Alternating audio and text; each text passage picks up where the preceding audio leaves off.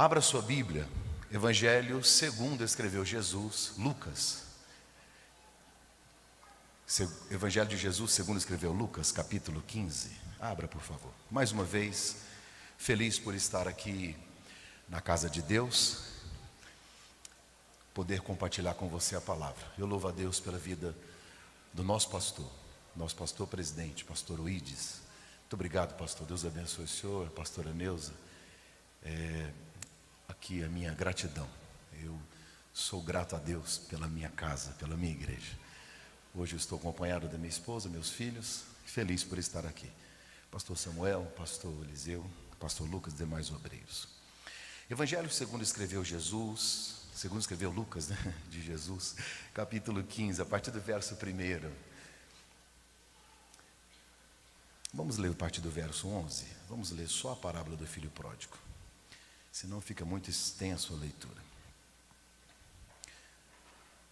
E disse: um certo homem tinha 2 filhos, e o mais moço deles disse ao pai: pai, dá-me parte da fazenda que me pertence. E o pai repartiu por eles a fazenda. Poucos dias depois, o filho mais novo, ajuntando tudo, partiu para uma terra longínqua, e ali ele desperdiçou seus bens, vivendo dissolutamente. Havendo ele gastado tudo, houve naquela terra uma grande fome, e começou a padecer necessidades. Chegou-se um dos cidadãos daquela terra, o qual mandou seus campos a apacentar porcos. Desejava encher o seu estômago com as alfarrobas, as bolotas que os porcos comiam, porém ninguém lhe dava nada. Caindo em si, disse: quantos jornaleiros, funcionários, trabalhadores de meu pai têm abundância de pão, e eu aqui pereço de fome. Levantar-me-irei e ter com meu pai, e dir-lhe: pai, pequei contra o céu perante ti, e não sou digno de ser chamado o teu filho. Faz-me como um dos teus jornaleiros. Levantando-se, foi para o seu pai, e quando ainda estava longe, viu o seu pai, e se moveu de íntima compaixão, correndo, lançou-lhe ao pescoço e o beijou. E o filho disse: pai, pequei contra o céu perante ti, não sou digno de ser chamado teu filho. Mas o pai disse aos seus servos: trazei depressa a melhor roupa, vestilho, coloque o anel na mão, sandália nos pés. Trazei o bezerro cevado, matai-o, comamos e alegremos, porque este meu filho estava morto e reviveu, tinha se perdido, foi achado, e começaram a alegrar-se. Seu filho mais velho estava no campo, e quando veio, chegou perto da casa, ouviu a música e as danças. Chamando um dos servos, perguntou-lhe o que era aquilo, e ele lhe disse: veio teu irmão, e teu pai matou o bezerro cevado, porque o recebeu são e salvo. Mas ele se indignou e não queria entrar. Saindo o pai, estava com ele, mas respondendo ele, disse ao pai: eis que te sirvo há tantos anos, e sem nunca transgredir o teu mandamento, e nunca me deste um cabrito para alegrar-me com os meus amigos. Vindo, porém, este teu filho, que desperdiçou os teus bens com as meretrizes, mataste-lhe o bezerro cevado. E ele lhe disse: filho, tu estás comigo, e todas as minhas coisas são tuas. Mas era justo alegrarmos-nos e folgarmos-nos por este teu irmão que estava morto e reviveu, tinha se perdido e achou-se. Amém. Toma o seu assento. Muito obrigado.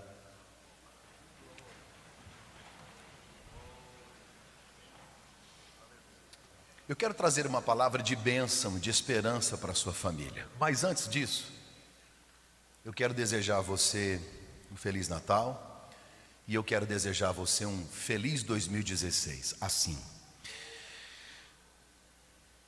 Que em 2016 você consiga comprar uma casa maior, mas que todos os cômodos, quase todos os cômodos, fiquem vazios, porque a sua família vai estar reunida ao redor de uma única mesa.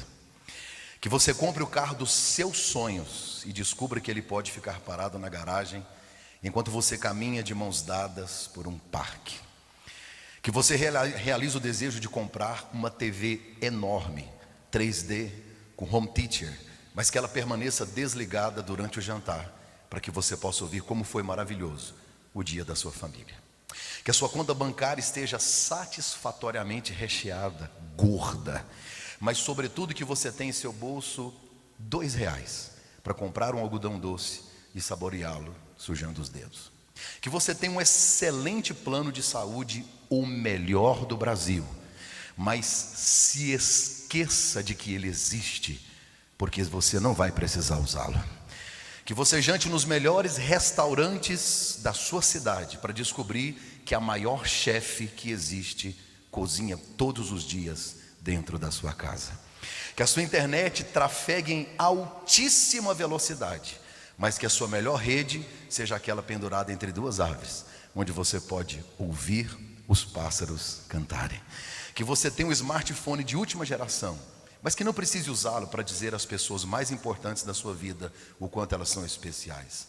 Que você tenha um tablet, mas que use a ponta dos dedos mais para fazer cafuné do que para mandar mensagens. Que você possa comprar boas roupas de marcas, bolsas, sandália, aleluia, relógios de marca, tudo top, mas que a sua verdadeira marca seja inspiração e unção do Espírito Santo pelos lugares onde você passar. E que assim, conquistando tudo que você sempre quis, você descubra que mais importante do que aquilo que você tem é quem você conquistou. Nunca se esqueça, sua riqueza não está nas coisas que você possui, mas naquelas que você jamais trocaria por dinheiro. Feliz 2016.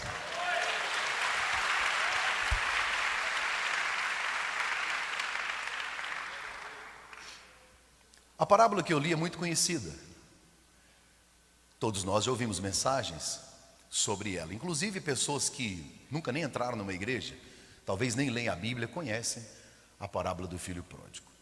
Quando eu leio Lucas capítulo 15, algumas coisas saltam aos meus olhos, em especial nesta parábola. Jesus é o maior mestre de toda a história. A didática aplicada por Jesus era tão extraordinária que até os escribas e fariseus, às vezes quando Jesus terminava algum ensino, a Bíblia diz que eles ficavam assustados, ficavam estupefatos, ficavam assim pasmos com a sabedoria e a maneira com a qual Jesus ensinava. Jesus era um mestre por excelência, o maior mestre de toda a história.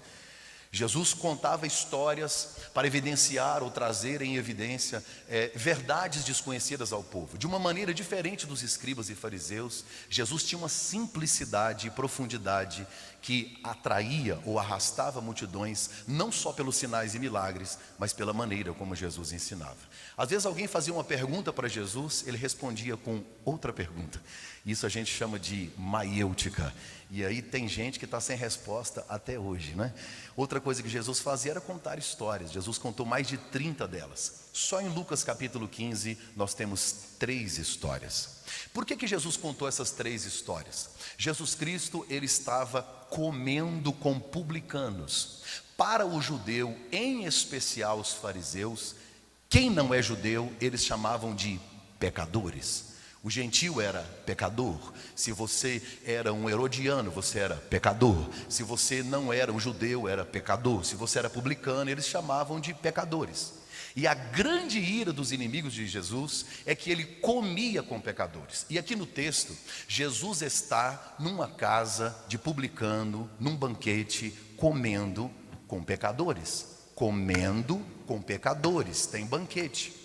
Os fariseus, os filhos santarrões de Deus, começam a reclamar para os discípulos: olha, esse Jesus aí de vocês aí, ó, ele come com pecadores. Aí Jesus conta 3 histórias. Jesus conta para esses fariseus pecadores, esses fariseus santarrões, Jesus conta 3 histórias: a parábola da ovelha, a parábola da dracma. A mulher tinha 10 dracmas, você conhece. A dracma é uma moedinha de prata, você tem que trabalhar o dia todo para ganhar uma. Ela é uma moeda romana. A Bíblia diz que a mulher então perdeu uma dracma em casa. Ela varreu a casa, procurou diligentemente, acendeu a candeia, ela até encontrar esta dracma. Jesus conta esta e depois ele conta a parábola do filho pródigo. Eu queria que você atentasse como foi que Jesus terminou esta parábola. Jesus termina a parábola do filho pródigo. Olha como que ele termina a parábola. O pai está na porta, tentando convencer o filho santarrão a entrar para a festa, e lá dentro da festa tem um pecador que acabou de chegar, sentado num banquete. Eu não sei se você percebeu, Jesus criou o mesmo cenário que eles estavam vivendo. Jesus está contando a história para os fariseus que estão reclamando de Jesus estar comendo na festa com pecadores. Jesus termina a parábola, o pai na porta, com um pecador lá dentro comendo no banquete e o filho santarrão que não quer entrar. Isso é extraordinário. Algumas coisas me saltam aos olhos quando eu leio aqui. Jesus Cristo diz que esse menino foi para uma terra longínqua. Bem, longe depende para você o que é longe. A primeira vez que eu fui em Palmas, eu fui de avião. Quando eu cheguei, minha mulher falou: é longe? Eu falei: que é isso? 50 minutos. A segunda vez eu fui de ônibus. O irmão me encontrou e disse: Palmas é longe? Eu falei: para caramba, é muito, muito longe. Então depende, né? Olha o que a Bíblia diz: foi para uma terra longínqua. A gente sabe que é fora dos termos de Israel, porque o menino estava cuidando de porcos. Não existe porco em Israel. O menino mudou de país, até aí tudo bem. Se você soubesse para onde e quanto ele levou, você chegaria a uma conclusão: ele ficou lá um mês, porque ele levou tanto, foi para tal lugar, cultura na época, o teólogo ama isso, ama.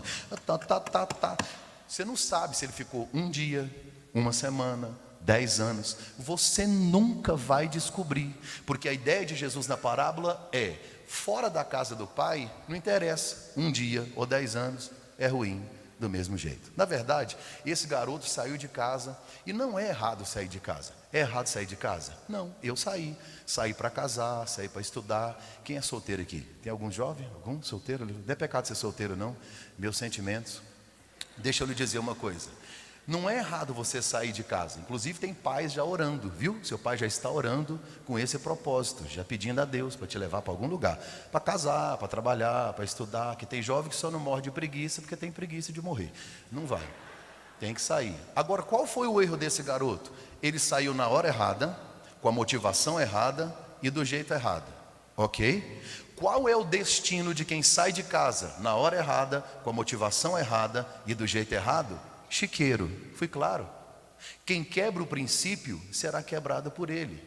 Paulo aos Efésios capítulo 6, ele repete um texto lá de Êxodo 20, o decálogo. O que Paulo diz em Efésios 6? Filhos, o mandamento é com promessa. Qual o mandamento? Honra pai e mãe. Qual a promessa? Você vai viver bem e vai viver muito. O inverso também é verdadeiro. Se você honra pai e mãe, vive bem e vive muito. Se você não honra, vive mal e vive pouco, ok? Se você não honra, o destino é chiqueiro. Eu acho que eu fui claro, está escrito no texto. Qual é o destino de quem quebra o princípio? Ser quebrado por ele. Morreu o assunto. Honrou, viveu. Não honrou, morreu. Sabe por que o garoto não morreu, pastor? Caindo em si, disse: vou voltar. Ainda dá tempo de voltar. A Bíblia diz que ele voltou. Quando eu olho para o texto, algumas coisas não tem. Eu fico preocupado, às vezes tem gente que fica procurando na Bíblia o que não tem. Então não se preocupe com o que você não entende da Bíblia. Preocupe-se com o que você entende e não pratica. Foi claro? Quando você olha para o texto, por exemplo, cadê a mãe desse menino? Gente, cadê a mãe do garoto? Por que não tem a mãe aqui? Eu acho que Jesus pensou: se eu colocar a mãe, vai gastar 30 páginas da Bíblia para escrever essa história. Porque o garoto disse para o pai: pai, estou indo embora. O pai disse: tchau. Fala para sua mãe que você está indo embora, para você ver. Pastor, por que não tem a mãe do garoto? Porque o pai da parábola aqui é Deus. E Deus, quando Ele está presente, Ele é tudo. Ele é o pai, Ele é a mãe, Ele é suficiente em si. É por isso que não tem. Mas é interessante aqui, olha como que Jesus, ele é didático. Jesus, ele começa contando a parábola da ovelha, ok? O pastor tinha 100, perdeu uma, deixou os 99 no deserto, tá? Não foi no aprisco, não tem isso na Bíblia, tira isso da sua cabeça. Deixou no deserto. Bem, aí ele foi atrás da ovelha, reencontrou. O que ele fez? Reencontrou, chamou os vizinhos e fez uma festa. Depois a mulher, da mesma maneira, acendeu a candeia, procurou diligentemente, varreu a casa. E aí ela encontrou aquela moeda, chamou as vizinhas e fez uma festa. O filho, perceba que o pastor foi atrás da ovelha, a mulher procurou a dracma, mas o pai não procurou o filho. O pai não procurou o filho, porque a ovelha e a dracma são irracionais. Se você não for atrás, não volta. O filho, você espera de braços abertos, mas deixa ele, a vida vai ensinar. Um dia ele volta. É só deixar a porta aberta. Olha como que Jesus é extraordinário. Jesus conta uma parábola dizendo: uma ovelha perdeu fora do aprisco. Uma ovelha foi para o deserto e se perdeu fora de casa.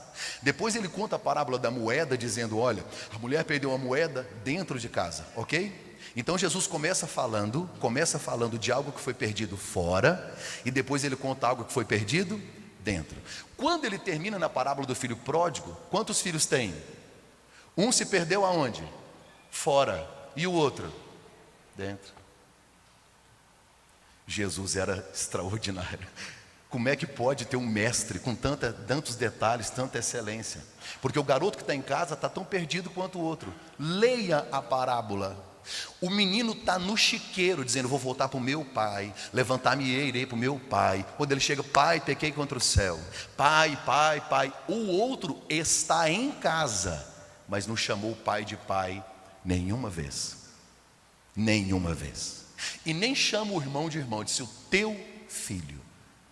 Ele convive com um pai perdoador e não aprendeu sobre o perdão. Ele está em casa e mente para o pai.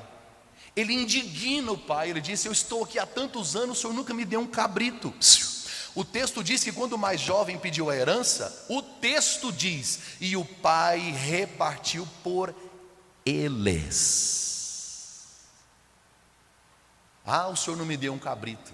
Ele já tinha recebido a herança, mas não está satisfeito. Quando eu olho para esse texto, algumas coisas eu aprendo a respeito de família. Esse pai desta parábola, ele aprendeu, ou ele vivenciou na prática algumas experiências na sua família, que eu acho que todos nós no nosso dia a dia enfrentamos e passamos como seres humanos que somos. A vida cristã não é uma sala VIP com ar-condicionado. A vida cristã é muito mais um campo de batalhas do que um parque de diversões. Esse pai teve uma experiência muito traumática, muito difícil, muito dolorosa. Um filho ingrato se despede e vai embora, levando herança, sem perspectiva de retorno ou de volta, ferindo o coração do velho. E aí você começa a parábola, Jesus contando de alguém que foi. Só que na parábola ela não termina dessa maneira.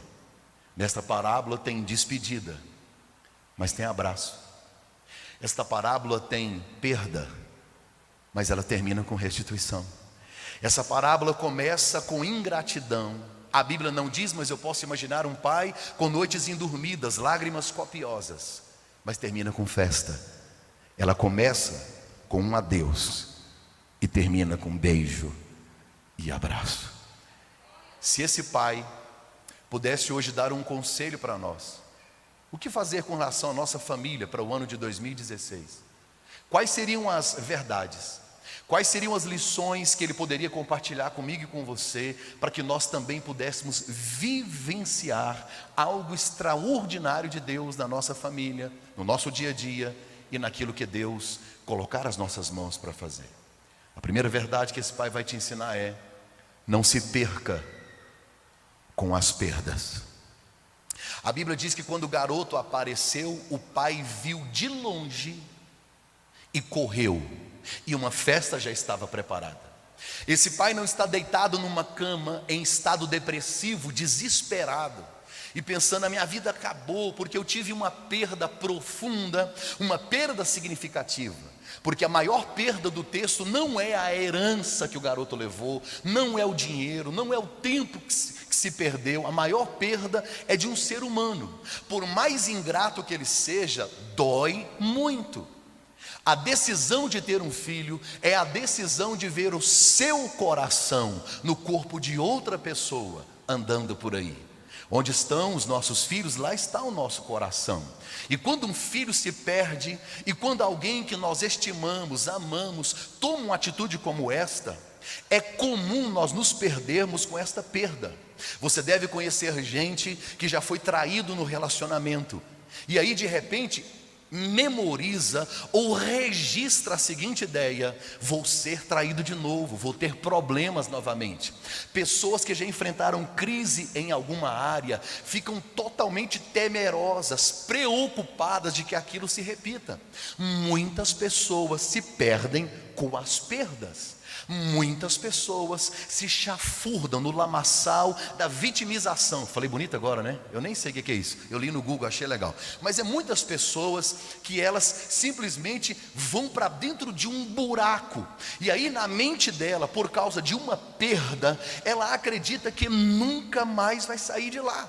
E a primeira atitude para quem quer sair do fundo do poço é parar de cavar, parar de se vitimizar, parar de se autofragilizar.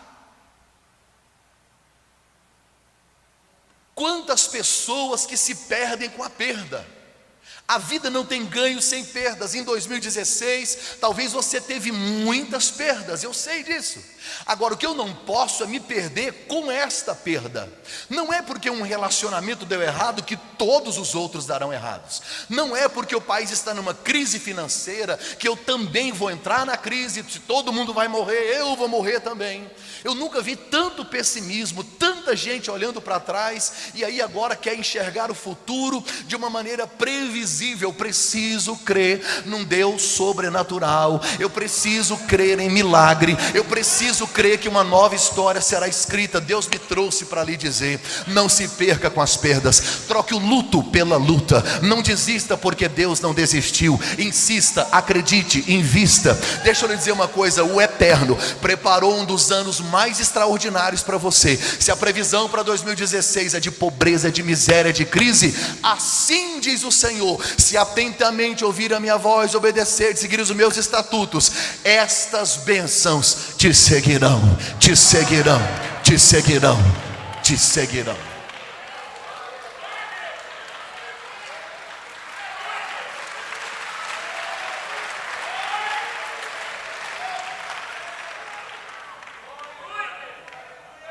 Deuteronômio é claro: se você segue a obediência, a bênção te segue.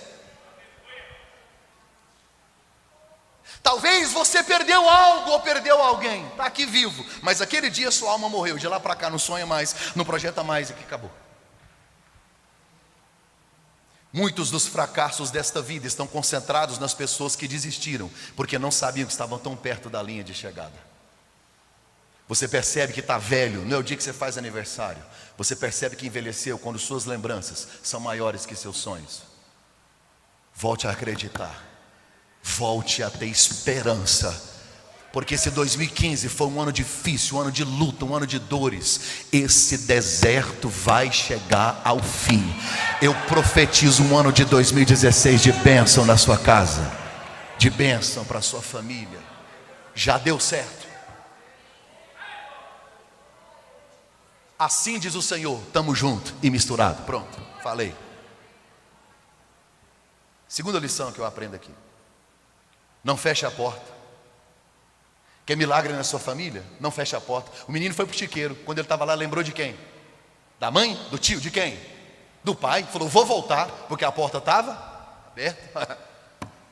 Eu não posso fechar as portas, porque o milagre de Deus passa é pela porta. Pensa se o garoto está no chiqueiro: pô, meu pai é bom, mas ele falou para eu não voltar mais, me xingou, me pôs fora para casa, me brigou. Aí não tem como. Newton disse que o homem constrói mais muralhas do que pontes, e é verdade. Como o ser humano fecha portas? Tem gente que você conhece, que já congregou com você, já trabalhou com você, não pode nem passar na porta da empresa. Tem gente que não fecha a porta, né? Quebra ela, chuta, joga no lixo. Ser humano é um ser de dura cerviz. E Jesus vai além, porque Jesus é judeu. Ele está contando uma história de uma família de judeus, um pai judeu, 2 filhos judeus, para fariseus judeus. Aí ele diz: o garoto estava no chiqueiro, acabou tudo, todo mundo foi embora, as amizades sumiu. Aí ele desejava encher o seu estômago com o que os porcos comiam, porém ninguém lhe dava nada. Quer dizer, dá para o porco, para ele não. Na história, Jesus coloca o menino abaixo dos porcos.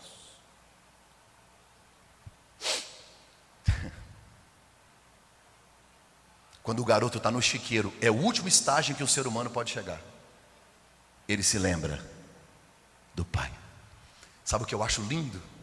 No chiqueiro, ele está lá com vontade, inveja de porco. Olha o que passa na cabeça dele: vou levantar, vou para a casa do meu pai. Olha o que ele está dizendo: porque meu pai é bom até para funcionário. Ele conhece o pai? Todos nós deixamos registrado na mente das pessoas com as quais convivemos, em casa, quem nós somos de verdade. Estou falando de reputação não, porque a única palavra que não existe no dicionário da família é reputação. Aqui pode ser o pastor Mac, lá em casa é o Mac. Lá em casa não tem pastor, em casa não tem nada, não tem doutor, não tem nada, é eu. Olha o que passa na mente do garoto: eu vou embora porque meu pai é bom. A porta está aberta.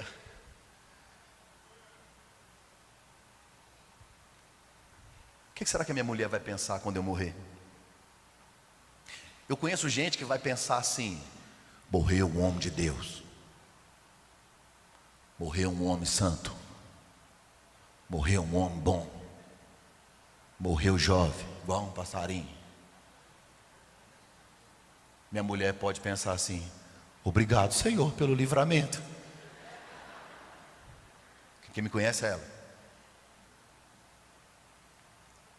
Eu fui pregar numa igreja do Campo de Campinas, em Aparecida de Goiânia, periferia de Aparecida. A igreja não tinha nem piso ainda. Pastor Newton, um grande congresso, tinha umas 22 pessoas.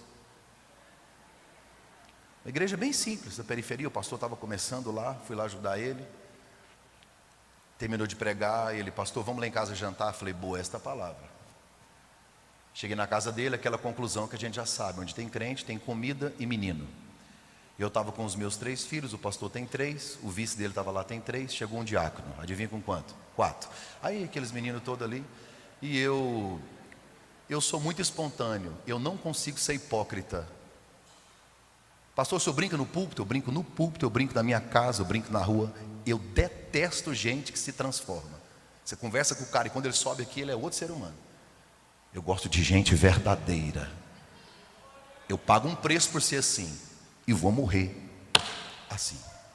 Aí a meninada correndo e eu sou espontâneo. Você não vai me mudar? Vai mudar minha personalidade? Não dou conta.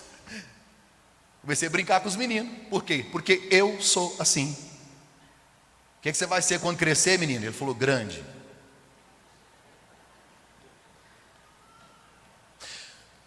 Deixa aqui. Pai ensina as coisas. Eu falei: e você? Ele falou: gari. O outro, advogado, outro médico. O filho do pastor estava com 8 anos. Eu nunca vou esquecer disso. Você, menino, o que você quer ser quando crescer? Ele parou, pôs a mão na cintura e falou: pastor, 8 anos. Quando eu crescer, eu quero ser um homem de Deus, igual meu pai. Eu parei de perguntar, porque os próximos eram os meus. Vai que eu passo uma vergonha.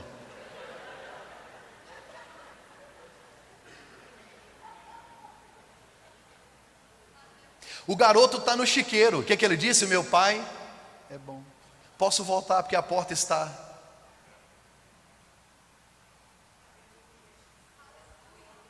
Não feche a porta, porque o milagre de Deus passa por essa porta. Sabe, Jesus Cristo nos deixou tantos ensinamentos sobre isso. Até sobre oferta nesse aspecto. Jesus falou assim: se você tiver alguma coisa contra o seu irmão, quer dizer, se a porta estiver fechada, não dá a oferta não. Guarda ela no bolso, volta lá, reconcilia, né? Abre a porta, depois você traz. Apóstolo Pedro, na sua primeira carta, capítulo 3, ele vai falar sobre relacionamento, sobre família, sobre outros assuntos. Aí ele dá um conselho aos homens: maridos, convivam, coabitai com vossas mulheres com entendimento, dando a elas honra como vaso mais frágil, como cordeiras da graça da vida. Aí ele põe uma vírgula e termina o texto dizendo assim: para que não sejam impedidas as vossas orações. Quando eu maltrato meu cônjuge, o céu fecha. Quando eu minto para os meus pais, o céu fecha. Quando eu namoro escondido e Deus está falando, o céu fecha.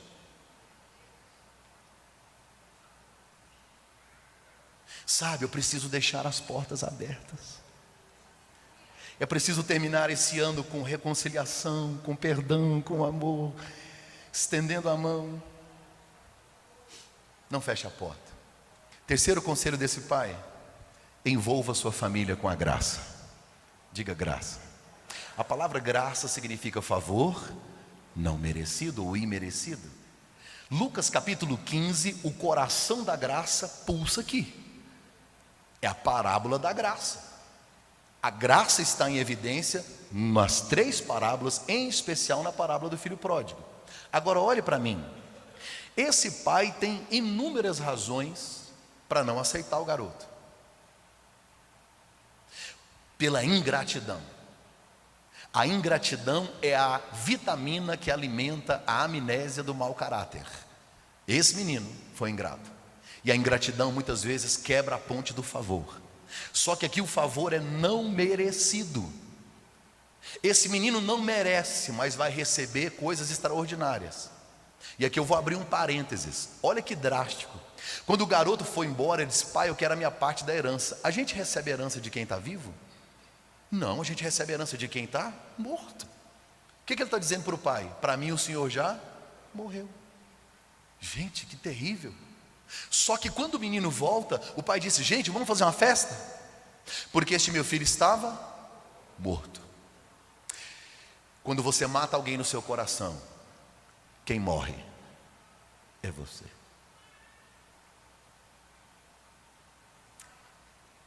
Será que você vai findar 2015 com alguém morto aí?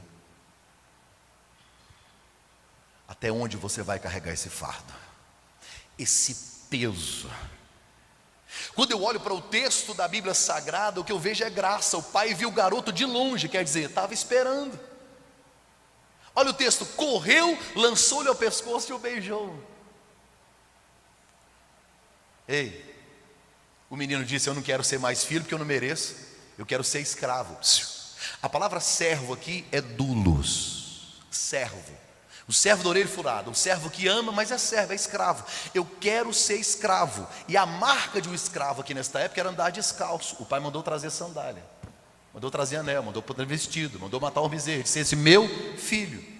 O pai está dizendo: você pode não querer ser mais meu filho, mas eu não consigo deixar de ser o seu pai. Isso é graça, você vai ser sempre o meu filho, sempre vai ser filho.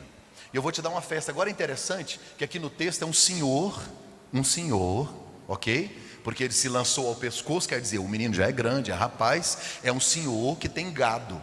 Quem tem gado no deserto é rico, isso é óbvio. Então ele é um senhor, ele é homem, um filho ingrato, ele tem dinheiro. Culturalmente falando, isso não é Bíblia, isso é cultura. Esse homem não corre, não pode, é vergonhoso, porque ele não usa moletom, não usa bermuda, ele usa vestido. Para correr tem que levantar ele, tem que mostrar as pernas, tem que se fazer vergonha. É vergonhoso correr para ele. A Bíblia diz que ele correu. Sabe o que ele pensou? Saiu sozinho, mas na minha casa, filho meu não chega sozinho.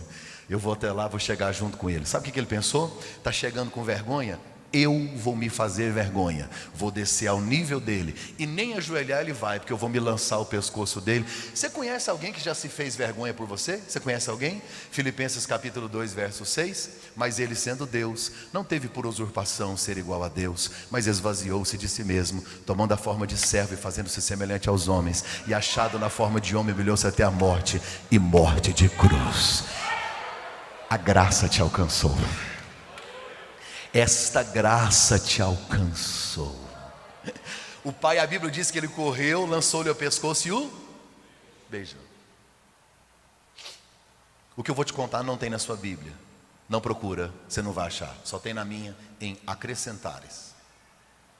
Aqui depois de Heresiastes. Quando o pai levantou o vestido para correr, não tem na Bíblia. Quando o pai levantou assim para correr, porque não dá para correr com aquele vestido, o servo veio. Não tem na Bíblia, eu estou inventando. O servo veio. O senhor vai correr? O senhor vai... Vou. Aquele ingrato? É. Então faz o seguinte: o senhor é judeu e vai passar uma vergonha dessa, vou te dar só uma notícia.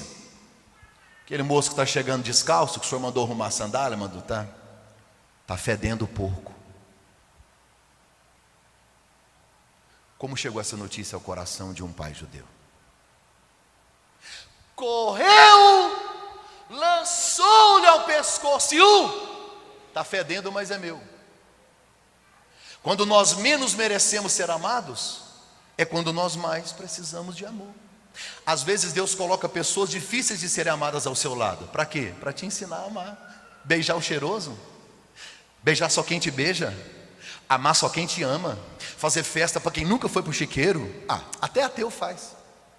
Graça é você abraçar quem não merece, é presentear o indigno, é você dar um beijo mesmo quando o outro fede, é você olhar para o ébrio e ver nele um homem de Deus antes de ele ser, é você receber com graça, porque quando eu e você estávamos chafurdados na lama do pecado, ninguém dava nada por nós, ninguém esperava nada de nós. Tem gente aqui que a família estava destruída, relacionamento acabado, você não tinha perspectiva. Alguém desceu do céu e nos amou, alguém nos deu um banho no sangue de Jesus, o seu Filho, escreveu nosso nome no livro da vida, nos fez assentar em regiões celestiais, e é esta graça, Deus te alcançou com ela, e agora esta graça, através de você, vai alcançar a sua família. Posso profetizar o seu 2016? Levante sua mão direita, eu vou profetizar. Deixa eu lhe dizer, vai ter tanto amor de Deus em você, sabe essa graça? Você vai estar tão cheio desta graça, que a sua família será salva,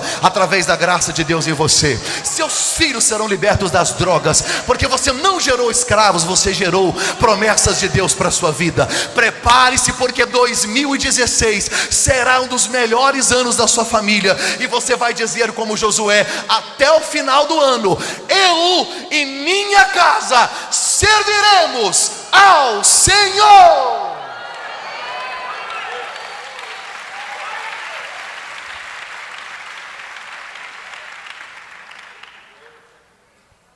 Era para ser só um estudo bíblico, desculpa.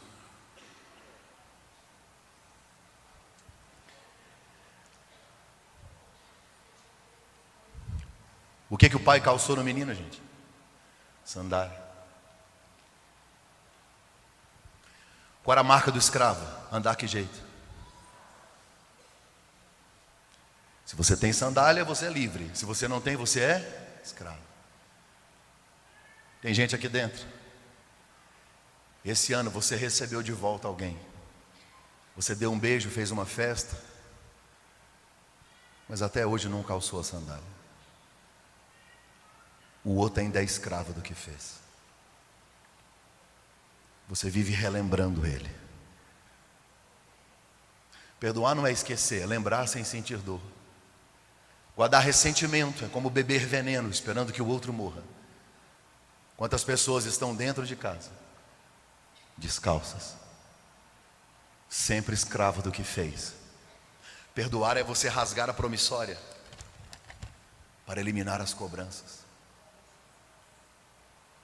A palavra perda tem muito significado, porque no diminutivo perda é perdinha, no aumentativo é perdão. É uma perda grande. Perdoar, perder no ar, é soltar, deixa voar. Só que tem gente esperando sentir vontade de calçar as sandálias, sentir o desejo de perdoar. Perdão não é sentimento. Ninguém acorda de manhã, gente, que vontade de perdoar. Ah, me segura, vou perdoar. Perdão não é sentimento. Perdão é obediência, é decisão, é crer que quando eu decido, o Espírito Santo investe em mim e limpa a minha alma. Será que você vai terminar esse 2015 com alguém morto no seu coração, alguém preso que não voa? Porque você vai perceber que o dia que você perdoar, esta perda, este perdão, esta liberação vai soltar é você. Seja livre. Envolva com a graça. Quarto, estou caminhando para o final, nos meus últimos 5 minutos. Uma última verdade desse pai, ou talvez uma quarta verdade.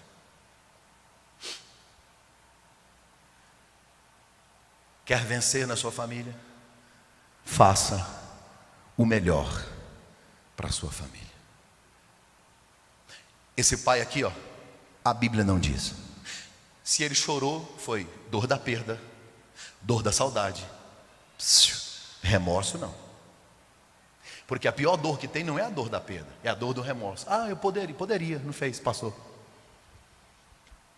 Sabe por que os mortos recebem mais flores que os vivos?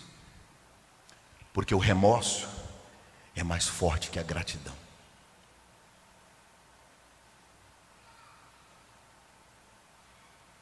Um dia eu estava no encontro de casais e eu estava bravo, e falando para os homens. Eu estava comparando alguns homens com os ídolos lá do Salmo 115. Tem boca, mas não fala. Tem mão, mas não toca. Tem pé, mas não anda. Tem muito marido assim. Aí o bravo, eu falei assim: querida, qual foi a última vez que você viu flores? A irmã gritou de lá: no velório. Eu fiquei sem graça, pensa o marido dela. Esse pai é Deus. Não tem como você dizer que ele não fez o melhor. Olhe para mim. Olha o valor do pai como pai na parábola. O garoto foi embora ingrato. Quando ele volta, o pai saiu da casa para ir recebê-lo, ok? Agora o pai está dentro da casa fazendo uma festa. Quem estava lá fora reclamando? O outro filho. O que o pai fez? Saiu de novo. Quantas vezes ele saiu da casa? Por causa de quem? Dos filhos. Está claro na parábola. O que é mais importante para esse pai? A casa ou os filhos? Pessoas valem mais do que coisas. Tem gente que trata melhor o cachorro do que os filhos. Vem cá na mamãe, vem na mamãe. O menino não pode errar. Sai daqui, seu cachorro. Tem marido que cuida melhor do carro do que da esposa. Tem mulher que não está usando perfume mais, está passando gasolina.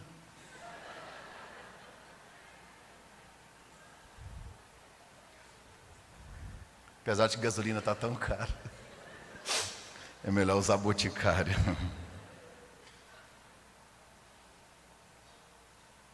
Você já viu como nós somos bons para fazer o melhor para as pessoas fora de casa?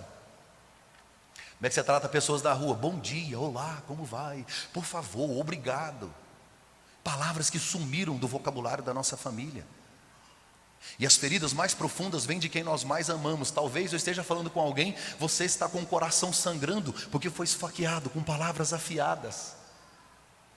A gente come estresse na rua, no trânsito, e vai comendo, come na escola, come no trabalho, e a gente costuma vomitar isso em casa. A gente confunde intimidade com desrespeito, e a familiaridade pode trazer consigo a desonra. A gente acaba falando que não deveria falar. E ninguém morre com indigestão ao engolir uma palavra que não deveria ser dita. Por isso, só pronuncie uma palavra quando ela for melhor do que o silêncio. Casais que brigam, e o cara põe a culpa no diabo. Aí o diabo olha e fala: gente, eu tenho chifre, mas eu não tenho mulher não, não sei brigar não. A gente precisa mudar. Olha para mim, se você tomar as mesmas atitudes o ano que vem, terá os mesmos? Muda, gente. Muda o jeito de lidar em casa, muda o jeito de tratar os filhos. Pelo amor de Deus, muda. Faça o melhor. Porque quando você recebe visita na sua casa, você faz o melhor. Sim, você faz o melhor. Aparecem uns pratos na hora da janta que seu marido nunca viu, mas tem visita. Ele está tão acostumado com um copinho de requeijão que quando aparecem aqueles pratos, eu falo: meu Deus, de onde apareceram esses pratos? A gente treina os meninos. Um dia eu fui jantar numa casa, o banheiro estava tão limpo, falei: gente, eu vou comer aqui. Mas a gente sabe que não é assim todo dia. A gente trata tão bem as pessoas de fora, a gente trata tão bem o patrão, as pessoas. Do que custa dedicar o nosso melhor, dedicar o nosso tempo à nossa família? Eu cheguei em casa um dia estressadíssimo. Eu tinha um monte de coisa para resolver, eu tinha uma reunião 18 horas. Pensa num homem afadigado, apavorado, angustiado. Eu estava correndo, como diz a minha avó, esbaforido. Quando eu cheguei em casa, que eu fui correndo para o quarto para ir ao banheiro, o Frederico me aparece com uma bola debaixo do braço. Vamos jogar. Ele tinha 7 anos. Eu falei: não posso, nem demorar. Eu fui empurrando ele, foi para o banheiro.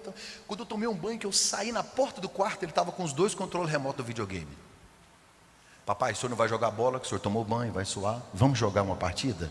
Do mesmo jeito, empurrei ele, pedi minha esposa para pegar um negócio, entrei no carro. Sabe aquela coisa assim, quando você está apavorado?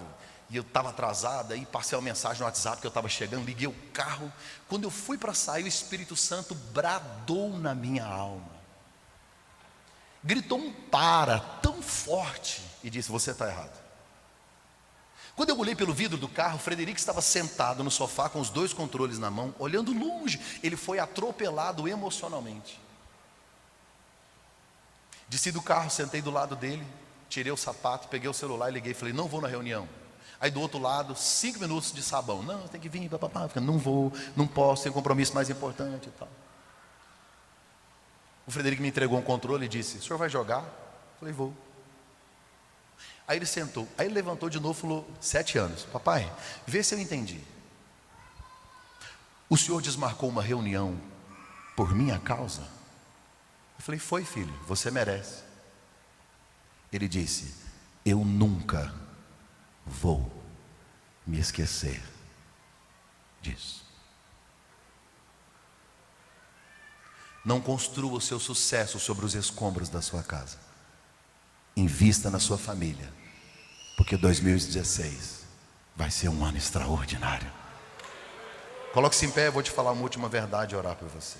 Coloca para mim no telão Lucas capítulo 15, verso 22. Lucas capítulo 15, verso 22. Tem como colocar no telão para mim, hein? Tem, não? Olha o que o texto diz. Mas o pai disse aos seus servos: trazei depressa a melhor roupa, coloca nele, coloca um anel na mão e sandália nos pés. Esse pai estava se preparando para uma festa. Tudo estava pronto, o vestido que ele comprou, o anel no tamanho do dedo do garoto, a sandália. Esse pai estava, depois de tudo, todos esses conselhos que ele te deu, talvez o último conselho seria esse: se você fez tudo isso, prepare-se para uma festa de milagre na sua casa. Pode trazer a roupa, pode comprar o vestido, o anel, porque vai ter festa. Agora olha o verso de número 23. Trazei o bezerro. Em nenhuma versão você vai encontrar um bezerro, é sempre o bezerro. Ou é artigo definido. Você pode substituir por aquele. Não é um, é o. Não só o pai estava engordando um bezerro, como ele deu ordem aos servos que também sabiam qual era o bezerro que o pai estava engordando para aquele dia da festa. Deus me trouxe para lhe dizer: pode comprar o vestido, pode comprar o anel, pode comprar a sandália. A partir de hoje, vamos engordar um bezerro, porque vai ter festa também na sua casa. O pastor fez festa, a mulher fez festa e o pai fez festa. Você também vai fazer. Se você acredita nisso, faça uma oração ao Senhor agora. Uma oração acreditando nesse milagre para a sua família. Pai, nós oramos.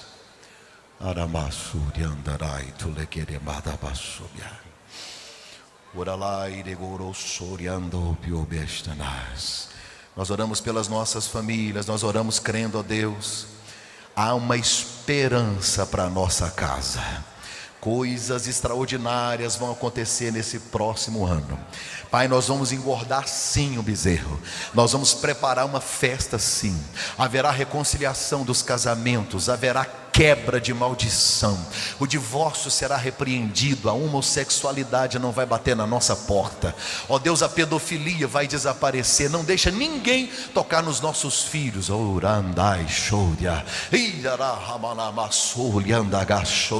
Em nome de Jesus Cristo, Deus, nossas famílias estão guardadas, protegidas e abençoadas pelo Senhor, em nome de Jesus. Amém, amém e amém. Diga para pelo menos 62 pessoas. Diga assim: ó, vai ter uma festa na minha casa e eu vou te convidar. Deus abençoe. Obrigado, presidente.